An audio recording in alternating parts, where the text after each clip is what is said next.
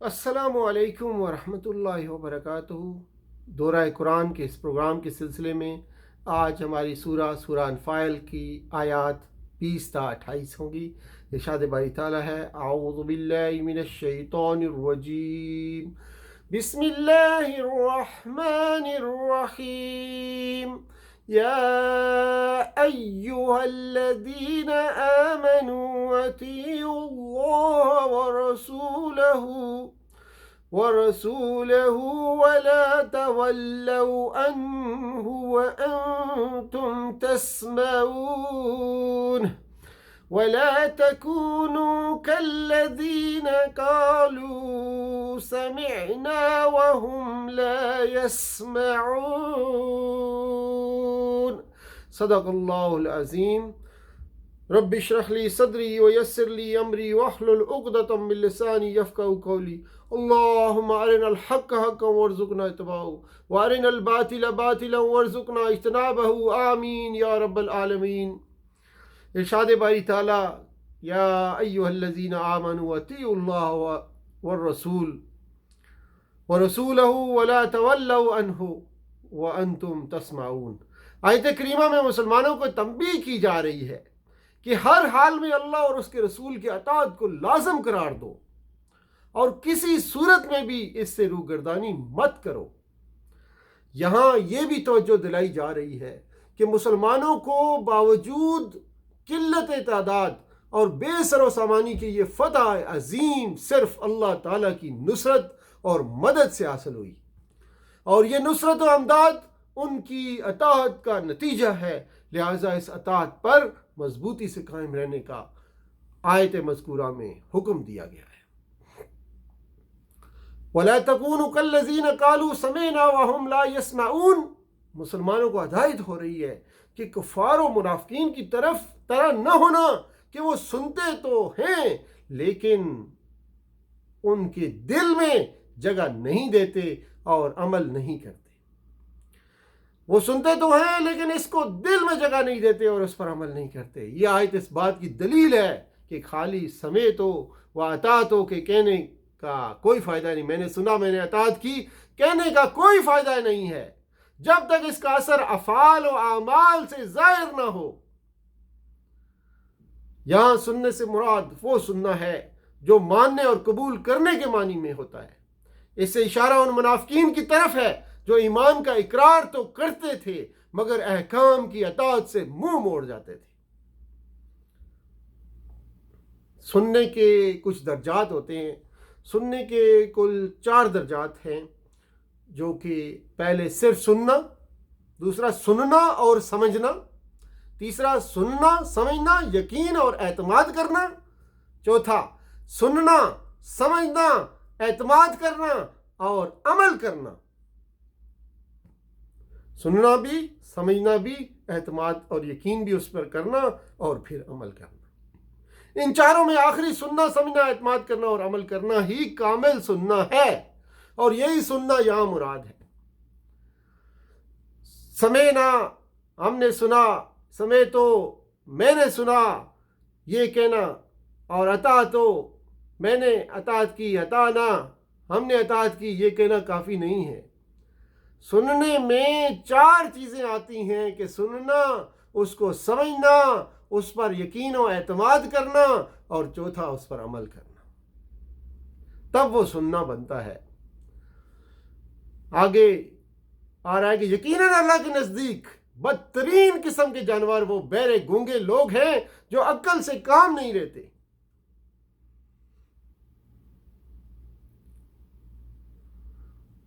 چنانچہ فرمایا، ان شر الدواب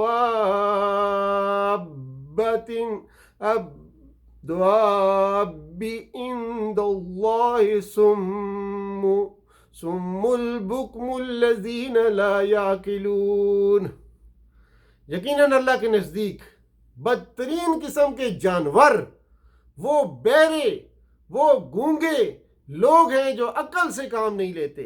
دوابہ، دابت ان کی جمع ہے جس کے معنی چلنے والے جانور یا چرپائی کو کہتے ہیں، یعنی جو نہ حق سنتے ہیں نہ حق بولتے ہیں، جن کے کان اور جن کے منہ حق کے لیے بیرے اور گونگے ہوتے ہیں۔ چونکہ قرآن بار بار عقل سے کام لینے اور غور و فکر کی دعوت دیتا ہے، تو جو انسان عقل اور شعور سے کام نہیں لیتا وہ قرآن کی روح سے بدترین جانور ہے۔ یہاں ان لوگوں کی شدید مذمت ہے جو حق بات کو غور و تدبر کے ساتھ نہیں سنتے اور اس کو قبول نہیں کرتے۔ ایسے لوگوں کو قرآن نے جانوروں سے بھی بدترین قرار دیا ہے، بدتر قرار دیا ہے۔ چونکہ قرآن بار بار عقل سے کام لینے اور غور و فکر کی دعوت دیتا ہے۔ قرآن بار بار عقل سے کام لینے اور غور و فکر کی دعوت دیتا ہے، تو جو انسان عقل اور شعور سے کام نہیں لیتا وہ قرآن کی روح سے بدترین جانور ہے۔ یا ان لوگوں کی شدید مذمت ہے جو حق بات کو غور و تدبر کے ساتھ نہیں سنتے اور اس کو قبول نہیں کرتے۔ ایسے لوگوں کو قرآن نے جانوروں سے بھی بدتر قرار دیا ہے۔ اگر اللہ کو معلوم ہوتا کہ ان میں کچھ بھی بلائی ہے تو وہ ضرور انہیں سننے کی توفیق دیتا، لیکن بلائی کے بغیر اگر وہ ان کو سنواتا تو وہ بے رخی کے ساتھ منہ پھیر جاتے۔ نعوذ باللہ من ذالک، کہ اللہ تعالی ہمیں ان میں سے بنائے جو سننے اور غور و فکر کی توفیق نہیں رکھتے یا ان سے توفیق طلب کر لی گئی۔ ہم اس سے اللہ کی پناہ مانگتے ہیں، یعنی جب ان لوگوں کے اندر خود حق پرستی اور حق کے لیے کام کرنے کا جذبہ نہیں ہے تو انہیں اگر تعمیل حکم میں جنگ کے لیے نکل آنے کی توفیق دی جاتی تو یہ خطرے کا موقع دیکھتے ہی بے تکلف بھاگ نکلتے، اور اس طرح ان کی معیت تمہارے لیے مفید ثابت ہونے کی بجائے الٹی مضر ثابت ہوتی، نقصان دہ ہوتی۔ یہاں وہ سماعت جس کی اللہ تعالیٰ نے ان کے بارے میں نفی کی ہے وہ ہے دل میں اثر کرنے والی معنی کی سماعت۔ رہی سماعت حجت تو انہوں نے اللہ کی جو آیات سنی ہیں اس کی وجہ سے ان کے خلاف اللہ تعالیٰ کی حجت قائم ہو گئی ہے۔ اللہ نے ان کو سماع نافع سے محروم کر دیا کیونکہ اللہ جانتا ہے کہ ان کے اندر کوئی بلائی موجود ہی نہیں جس کی وجہ سے ان میں اللہ کی آیات کو سننے کی صلاحیت پیدا ہوتی۔ یہ آیت کریمہ اس بات کی دلیل ہے کہ اللہ تعالیٰ صرف اس شخص کو ایمان اور بلائی سے محروم کرتا ہے جس میں کوئی صلاحیت نہیں ہوتی اور نہ بلائی اس کے پاس پھلتی پھولتی ہے۔ بلائی سے مراد اس جگہ طلب حق ہے کہ طلب ہی کے ذریعے تدبر اور فہم کے دروازے کھلتے ہیں، طلب ہی کے ذریعے تدبر اور فہم کے دروازے کھلتے ہیں، اور اسی سے اعتقاد و عمل کی توفیق ہوتی ہے۔ اور جس میں طلب حق نہیں گویا اس میں کوئی بلائی نہیں ہے، یعنی اگر ان میں کوئی بلائی طلب حق ہوتی تو وہ اللہ کے علم میں ہوتی، تو جب اللہ کے علم میں ان کے اندر کوئی بلائی نہیں ہے تو معلوم ہوا کہ در حقیقت وہ ہر بلائی سے محروم لوگ ہیں، اور اس محرومی کی حالت میں اگر ان کو غور و تدبر اور اعتقاد حق کی دعوت دی جائے تو وہ ہرگز قبول نہ کریں گے بلکہ اس سے منہ پھیر کر بھاگیں گے۔ یعنی ان کی یہ روگردانی اس بنا پر تھی، اس بنا پر نہ ہوگی کہ دین میں ان کو کوئی اعتراض کی بات نظر آ گئی، بلکہ حقیقت یہ ہے کہ انہوں نے حق بات پر دھیان ہی نہیں دیا۔ ان کی یہ روگردانی یعنی اس چیز سے ہٹ جانا، حق پر غور و فکر نہ کرنا، حق کی طرف نہ آنا، اس بنا پر نہ تھی کہ دین میں ان کو کوئی اعتراض کی بات نظر آ گئی، بلکہ اس کی وجہ یہ تھی کہ انہوں نے حق بات پر دھیان ہی نہیں دیا۔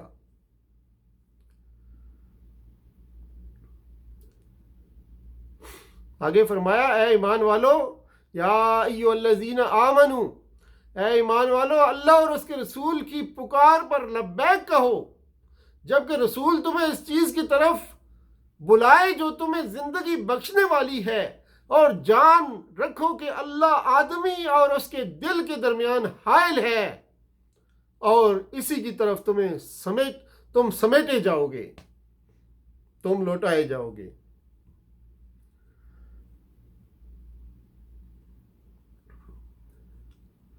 وَاعْلَمُوا أَنَّ اللَّهَ، اس جملے کے دو معنی ہو سکتے ہیں اور دونوں میں عظیم حکمت اور نصیحت پائی جاتی ہے۔ ایک معنی تو یہ ہو سکتے ہیں کہ حکم بجا لانے، نیک کام کرنے یا گناہ سے بچنے کا موقع، اس میں حکم بجا لانے میں دیر نہ کرو بلکہ فوراً کر گزرو اور اس فرصت کو غنیمت سمجھو۔ ایک معنی یہ ہے کہ حکم بجا لانے میں دیر مت کرو بلکہ فوراً کر گزرو۔ حکم بجا لانے سے مراد نیک کام کرنا اور گناہ سے بچنا۔ حکم بجا لانے میں دیر مت کرو اور فوراً کر گزرو، اس فرصت کو غنیمت جانو۔ شاید تھوڑی دیر کے بعد دل ایسا نہ رہے، اپنے دل پر آدمی کا قبضہ نہیں بلکہ دل اللہ کے قبضے میں ہے، جدھر چاہے پھیر دے۔ اللہم یا مقلب القلوب ثبت قلوبنا علی دینک، اللہم یا مصرف القلوب صرف قلوبنا علی طاعتک۔ کیونکہ بعض اوقات آدمی کے ارادہ کے درمیان قضائے الہی حائل ہو جاتی ہے اور وہ اپنے ارادہ میں کامیاب نہیں ہو سکتا، پھر خوب ارادہ کرتا ہے لیکن اس وقت قضائے الہی کی وجہ سے وہ اپنے ارادے کی تکمیل نہیں کر پائے گا۔ کوئی بیماری پیش آ جائے گی، یا موت آ جائے گی، یا کوئی ایسا مشکلہ پیش آ جائے گا کہ اس کام کی فرصت ہی نہیں رہے گی۔ تو جو موقع ہے اس کو غنیمت جانو اور اللہ کے پیغام پر دھیان دو، اس کو اچھی طرح سے سنو، سمجھو، اس پر عمل کرو، اس پر اعتماد کرو۔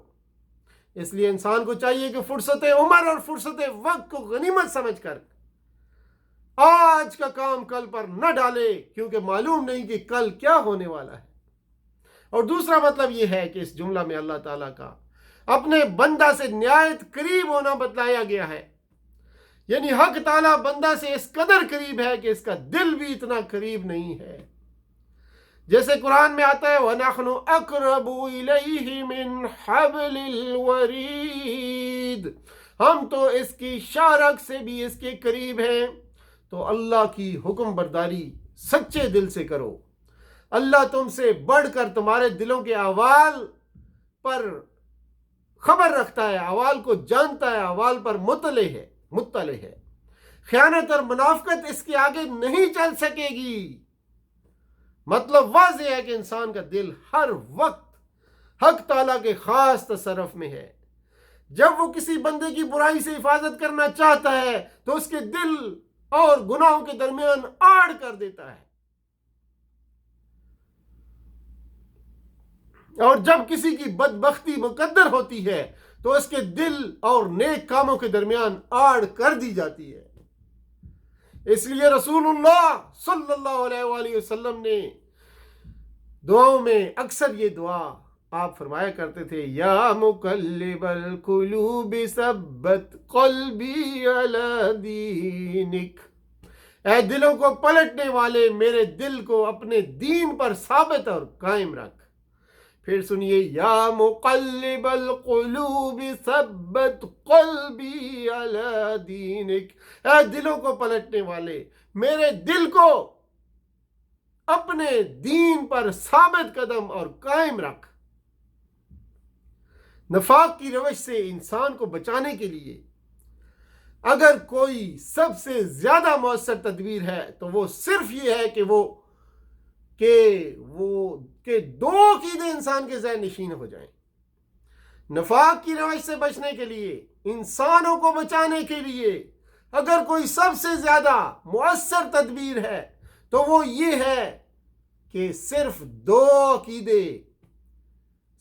دو عقیدے انسان کے ذہن نشین ہو جائیں۔ ایک یہ کہ معاملہ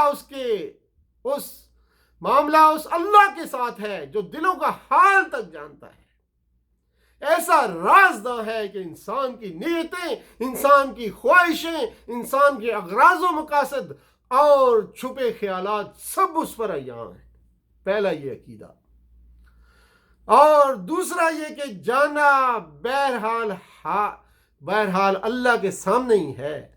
دوسرا یہ عقیدہ کہ جانا تو بہرحال اللہ کے سامنے ہے، اس سے بچ کر کہیں بھاگ نہیں سکتے۔ یہ دو عقیدے جتنے پختہ ہوں گے اتنا ہی انسان منافقت سے دور رہے گا۔ اسی لیے منافقت کے خلاف واعظ و نصیحت کے سلسلہ میں قرآن ان دو عقیدوں کا ذکر بار بار کرتا ہے۔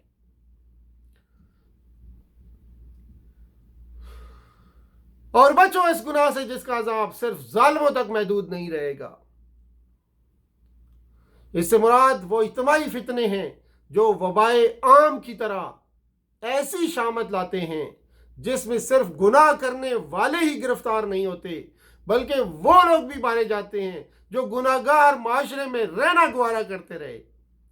اور یہ عذاب اس قوم پر آتا ہے جس کا اجتماعی ضمیر کمزور ہو جاتا ہے، جب اخلاقی بیماریوں کو دبا کر رکھنے کی طاقت اس میں نہیں رہتی، جب اس کے درمیان برے اور بے حیا اور بد اخلاق لوگ اپنے نفس کی گندگیوں کو علانیہ اچھالنے اور پھیلانے لگتے ہیں، اور جب اچھے لوگ بے عملی اختیار کر کے اپنی انفرادی اچھائی پر کانے اور اجتماعی برائیوں پر ساکت ہو جاتے ہیں، ان پر منہ بند کر لیتے ہیں، تو پھر مجموعی طور پر پوری قوم پر عذاب آتا ہے جس میں پھر سب لوگ ہلاک ہو جاتے ہیں۔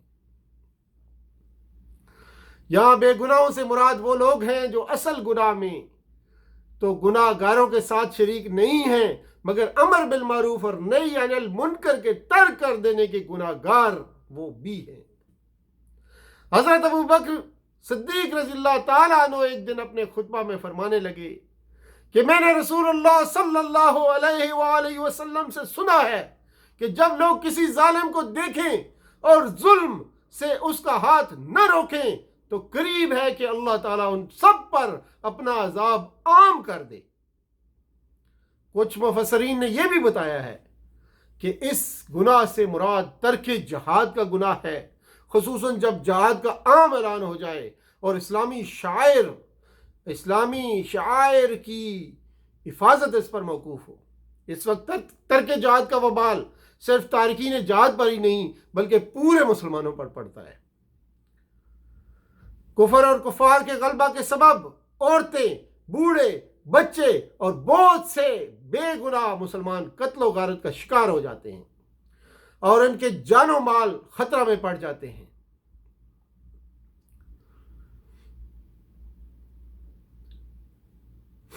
آگے فرمایا، اے مومنو جانتے بوجھتے اللہ اور اس کے رسول کے ساتھ خیانت نہ کرو اور اپنی امانتوں میں غداری کے مرتکب نہ بنو۔ اپنی امانتوں سے مراد وہ تمام ذمہ داریاں ہیں جو کسی پر اعتبار کر کے اس کی سپرد کی جاتی ہیں، خواہ وہ عہد و وفا کی ذمہ داری ہو یا اجتماعی معاملات کی ذمہ داری ہو، جماعت کے رازوں کی ذمہ داری ہو، شخصی اور جماعتی اموال کی ذمہ داری ہو، یا کسی عہدے اور منصب کی جو کسی شخص پر بھروسہ کرتے ہوئے اس کے حوالے کیا گیا ہو۔ انسان کے اخلاص ایمانی میں جو چیز بالعموم خلل ڈالتی ہے، وہ جس کی وجہ سے انسان اکثر منافقت، غداری اور خیانت میں مبتلا ہو جاتا ہے، اپنے مالی مفاد اور اپنی اولاد کے مفاد سے اس کی حد سے بڑی ہوئی دلچسپی ہوتی ہے۔ انسان کے اخلاص ایمانی میں جو چیز بالعموم خلل ڈالتی ہے اور جس کی وجہ سے انسان اکثر منافقت، غداری اور خیانت میں مبتلا ہو جاتا ہے، وہ اپنے مالی مفاد اور اپنی اولاد کے مفاد سے اس کی حد سے بڑی ہوئی دلچسپی ہوتی ہے۔ اسی لیے فرمایا، یہ مال اور اولاد جن کی محبت میں گرفتار ہو کر تم عموماً راستے سے ہٹ جاتے ہو، دراصل یہ دنیا کی امتحان گاہ میں تمہارے لیے سامان آزمائش ہے۔ یہ بیٹا، بیٹی، جائیداد، کاروبار حقیقت امتحانی پرچے ہیں، حقیقت میں امتحانی پرچے جو اس لیے تمہارے لیے حوالے کیے گئے ہیں کہ ان کے ذریعے تمہیں جانچ کر دیکھا جائے کہ تم کہاں تک حقوق اور حدود کا لحاظ کرتے ہو اور کہاں تک اپنے نفس کو جو ان دنیاوی چیزوں کی محبت میں اسیر ہوتا ہے اس طرح قابو میں رکھتے ہو کہ پوری طرح بندہ حق بھی بنے رہو اور ان چیزوں کے حقوق اس حد تک ادا بھی کرتے رہو جس حد تک اللہ نے خود ان کا استحقاق مقرر کیا ہے۔ تو یہ تھی آج کی آیات جس پر ہم نے ایک مختصر بات کی ہے، اس کا پیغام آپ کے سامنے پیش کیا ہے دورہ قرآن کے اس سلسلے میں۔ وآخر دعوانا ان الحمدللہ رب العالمین، والسلام علیکم ورحمۃ اللہ وبرکاتہ۔